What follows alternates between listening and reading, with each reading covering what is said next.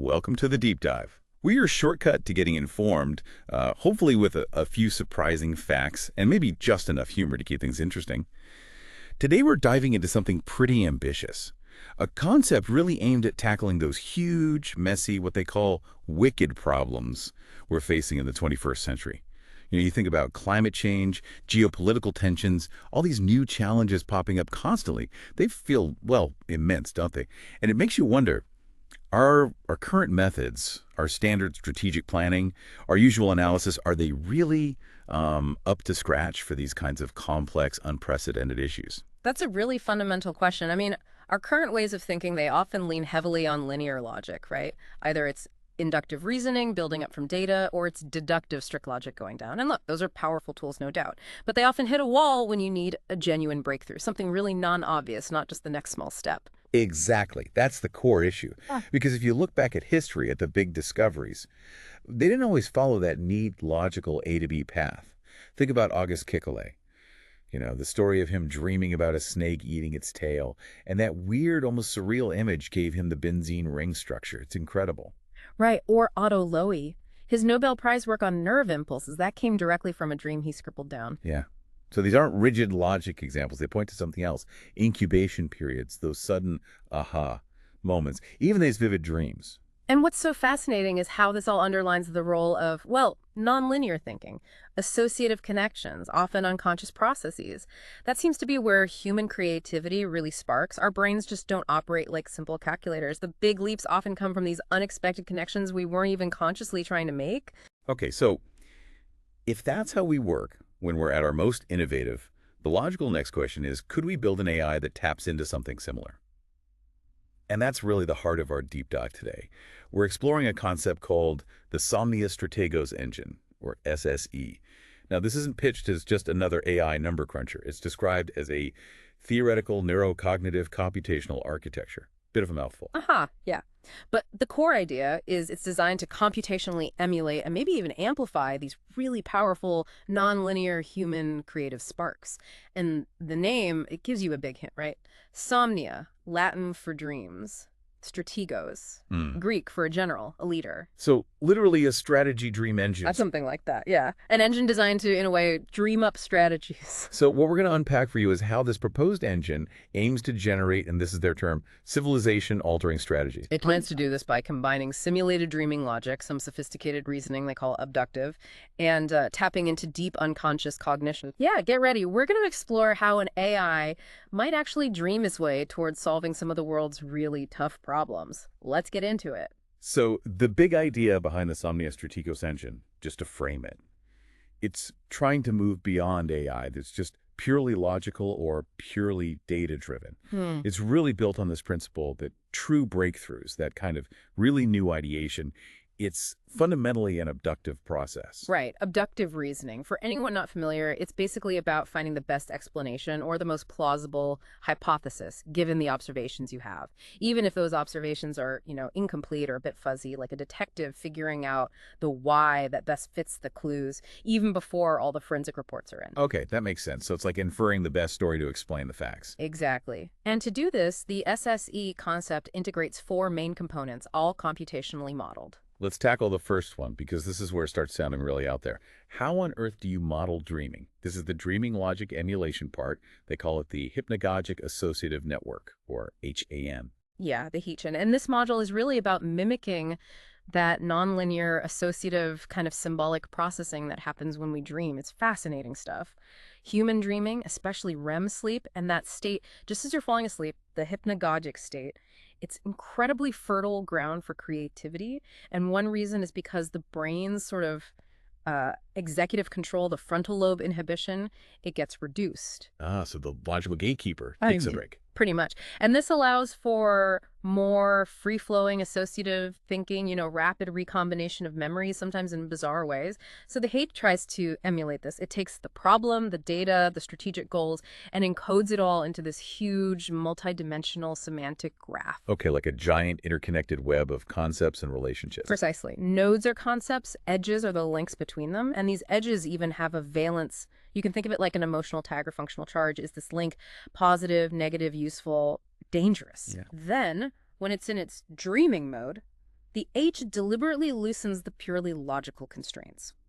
It introduces a bit of calculated randomness. It weakens the synaptic pruning. Pruning, like trimming connections. Yeah, in the brain, pruning strengthens useful pathways and gets rid of weaker ones.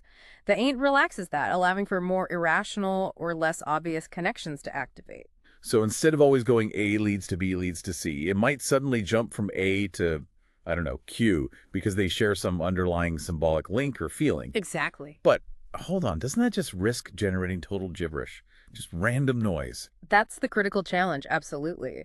And it's where the design gets clever. It's not pure randomness. Think about our dreams. They might be bizarre, but they often weave different memories into some kind of narrative, however strange. Yeah. The H uses memory recombination algorithms, and it has a symbolic abstraction layer.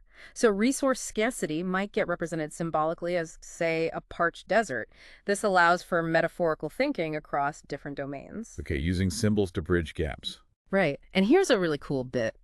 It has lucid control parameters, inspired by lucid dreaming, where you know you're dreaming and can sometimes influence it. So a high-level goal, like find a sustainable energy source, can gently guide the dreamlike exploration without clamping down with rigid logic that would kill the creativity. Wow, that idea of lucid control guiding the simulated dream, that feels key. It's guiding without dictating. Yeah. So the output from this HN isn't a finished plan, right? It's more like raw material, these sort of unrefined insights, conceptual sparks, proto-hypotheses as they call them. Exactly, raw insights. And those get passed to the next stage, the Abductive Hypothesis Generator, or AHG.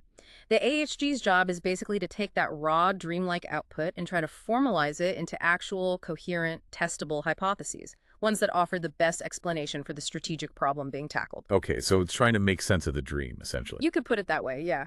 It processes the agent's output, looks for recurring themes or strong associative clusters, and starts building probabilistic causal graphs. Probabilistic causal graphs. Yeah. Can you unpack that a bit? Sure.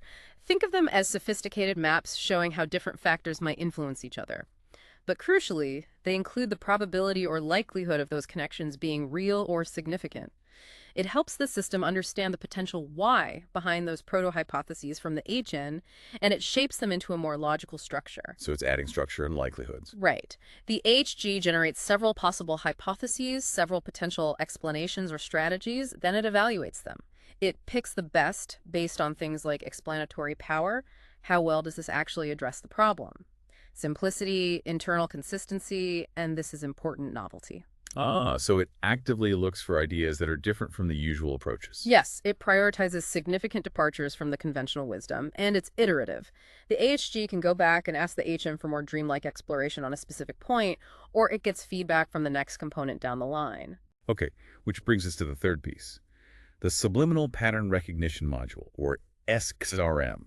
That name sounds like it's digging even deeper, maybe into something like intuition. It absolutely is designed to mimic that. Beyond conscious, explicit logic, our own unconscious minds are constantly processing huge amounts of background information, right?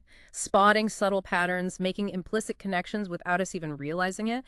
The SPRM simulates this capacity. It's constantly taking in raw, unstructured data, text, images, sensor feeds, historical data, you name it, and uses complex deep learning techniques to find latent patterns, non-obvious correlations hidden in the noise. So it's like finding those connections that maybe an expert human might get a gut feeling about, but can't quite articulate why. Spotting faint signals. That's a great way to put it. The SPRM is tuned to be highly sensitive to anomalies, to novelty. It's looking for those unexpected correlations that might signal a looming threat or a hidden opportunity that isn't obvious from just looking at the surface data. It also maintains something they call a cognitive resonance chamber. Basically, it compares patterns, it extracts from the raw data. Now, when a hypothesis comes through from the AGN or the AHG, if it resonates strongly with one of these deeply embedded, implicitly recognized patterns, it boosts the confidence in that hypothesis. Exactly. It gets a higher confidence score. It's trying to computationally mimic that feeling we get when an idea just feels right, even before we fully work through the logical proof. That's fascinating, that interplay between the generated idea and this sort of background, almost intuitive check. Okay, so we have dreamlike generation, hypothesis forming, and this intuitive pattern check. But how do we make sure these aren't just, well, flights of fancy? How do we ground these potentially wild ideas in the real world, make sure they're actually actionable? And that is the crucial role of the fourth and final core component, the Reality Constraint Filter, or RCF. The RCF isn't about generating new ideas. Its job is validation. It's the hardcore reality check layer. Does this generated strategy actually hold up? Is it plausible scientifically, technically feasible, practically viable? So it's the pragmatist in the system. The engineer saying, okay, cool idea, but can we actually build it? And what happens if we do? Precisely that. It evaluates every promising hypothesis against known scientific laws. It assesses what technology would be needed, estimates development times, costs. The RCF also models resource requirements, potential risks, and uses dynamic system simulation. So it tries to project the long-term consequences of implementing a strategy within complex systems, like an economy or an ecosystem. That simulation part sounds vital for these wicked problems. Absolutely. And if a strategy fails the reality check, if it's scientifically impossible, wildly impractical, or has unacceptable predicted side effects, the RCF doesn't just reject it. It provides structured feedback back to the AHG. Closing the loop. Right. It says essentially, this bit is problematic because XYZ. Try again, maybe focusing here. This allows the AHG to refine the hypothesis or even generate completely new ones based on that feedback. This whole cycle ensures that the breakthrough ideas aren't just imaginative leaps, but are refined into viable, actionable plans. That's the intended synergy. The wild creativity fused with rigorous, grounded practicality. Okay, so we've got simulated dreaming from the HEN, the AHG formalizing those into testable hypotheses, the SPRM doing that intuitive subliminal pattern check, and then the RCF applying the hard filter of reality. And so it sounds incredibly comprehensive, but it also sounds incredibly ambitious. What are the really big hurdles to actually building something like this SSE? It feels like we're still quite far from this. Oh, absolutely. The implementation challenges are significant. I mean, just think about the first step. Representing all the necessary knowledge across hugely diverse domains inside that semantic graph for the HN. That means integrating text, images, scientific data, cultural nuances, historical context, all sorts of data types, and making sure it's all consistent, contextually aware. That alone is a monumental task. And it can't be static, right? The world changes. Exactly. That knowledge graph needs to constantly learn, update, evolve as new information comes in. So it's not just building it, it's maintaining and growing it. That sounds like a challenge in itself. Well, there's the sheer computational horsepower required, simulating these dreamlike processes, the deep pattern extraction in the SPRM, the complex simulations in the RCF. It demands immense resources. We'd likely need advances in distributed computing, maybe specialized hardware, things like neuromorphic chips, and definitely more efficient algorithms for this kind of associative processing to make it even remotely practical at scale. Neuromorphic chips. Just to clarify for listeners, those are chips designed to work more like the biological brain's structure, right? Very different from standard CPUs. Spot on. They're built for massive parallelism and the kind of interconnected associative processing the SSE architecture seems to rely on. Much more energy efficient for these tasks, potentially. Okay, so data representation, computational power, any other big roadblocks? Yeah, a really tricky one is validation and interpretability. How do you even define or measure a breakthrough? It's inherently subjective to some extent. We'd need really robust metrics and ways to test if the SSE is actually generating novel, valuable strategies, not just rearrangements of existing ideas. And then there's the black box problem. Developing explainable AI, or XAI, techniques that can work for this kind of abductive, dreamlike reasoning is crucial. We need to be able to understand, at least after the fact, why the SSE proposed a certain strategy. Right, you can't just accept a civilization-altering strategy from an AI without knowing its reasoning, even if it seems brilliant. Trust is key. Absolutely. Humans need to trust and be able to refine the output.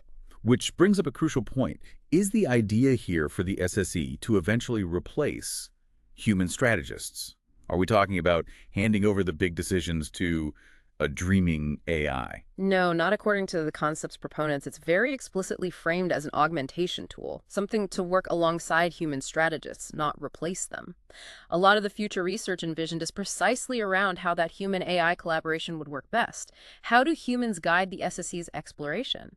How do they interpret its more ambiguous outputs? How do they provide that crucial real-world context and feedback? So it's about enhancing human capabilities, giving us a more powerful brainstorming partner, essentially. That's the vision. Elevating human decision-making by providing possibilities we might never have conceived on our own, but keeping the human firmly in the loop for judgment and implementation. Okay, so wrapping this up, what does this all mean for you listening right now and maybe for the future of how we solve big problems? The Somnia Strategos Engine, even as a concept, it represents a really bold paradigm shift in thinking about strategy and innovation. By trying to model human dreaming, abductive reasoning, that unconscious pattern matching, and then grounding it all with rigorous reality checks. The SSE offers this novel framework for potentially generating real breakthroughs for those massive challenges we started with. It really is a compelling vision, a synthetic cognitive system designed specifically to foster transformative ideas. The framework they've laid out with those four components, the HAN, AHG, SPRM, RCF, it provides a pretty robust blueprint for future research, even if building it is a long way off. And I think this deep dive into the SSE, it does more than just explore a potential new tool. It kind of forces us to think more deeply about intelligence itself, about creativity, both in machines and in us. Absolutely. I mean, if we can genuinely teach machines to mimic these deeper cognitive processes, the dreaming, the inference, the intuition, just imagine what new discoveries, what solutions might suddenly become accessible. It really opens up fascinating questions. And what does that mean for our own human creativity? How does it evolve when we start partnering with AI that can quite literally dream up new possibilities alongside us? That's definitely a thought to ponder. What does that future partnership look like? Indeed. Something to think about long after this deep dive ends.